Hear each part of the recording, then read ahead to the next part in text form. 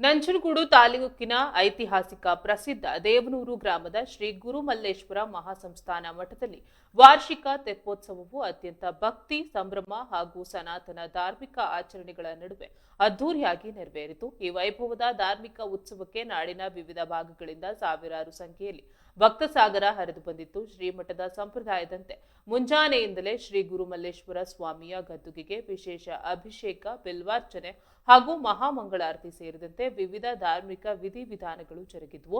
ತದನಂತರ ಸಂಜೆಯ ಸುಮುಹೂರ್ತದಲ್ಲಿ ಸಕಲ ಮಂಗಳ ವಾದ್ಯಗಳು, ಕಲಾ ತಂಡಗಳ ಜಾನಪದ ಕಲಾ ಪ್ರದರ್ಶನದೊಂದಿಗೆ ಶ್ರೀ ಗುರುಮಲ್ಲೇಶ್ವರ ಸ್ವಾಮಿಯ ಉತ್ಸವ ಮೂರ್ತಿಯನ್ನ ಭವ್ಯ ಮೆರವಣಿಗೆಯ ಮೂಲಕ ಪುಷ್ಕರಣಿಗೆ ತರಲಾಯಿತು. ಮಠದ ಆವರಣದ ಪವಿತ್ರ ಪುಷ್ಕರಣಿಯಲ್ಲಿ ಸಾಗಿದ ವೈಭವಯುತ ಜಲ ಪ್ರದಕ್ಷಿಣೆಯನ್ನ ಕಂಡು ಭಕ್ತರು ಧನ್ಯತಾ ಭಾವ ಅನುಭವಿಸಿದರು. ಈ ವೇಳೆ ನೆರೆದಿದ್ದ ಸಹಸ್ರಾರು ಭಕ್ತರ ಮುಖದಿಂದ ಹೊರಹೊಮ್ಮಿದ ಹರಹರ ಮಹಾದೇವ, ಜೈ ಗುರುಮಲ್ಲೇಶ್ವರ ಎಂಬ ಜಯಘೋಷಗಳು ಇಡೀ ದೇವನೂರು ಗ್ರಾಮದಲ್ಲಿ ಭಕ್ತಿಯ ರಸದೌತಣವನ್ನ ಉಣಬಡಿಸಿದ್ವು.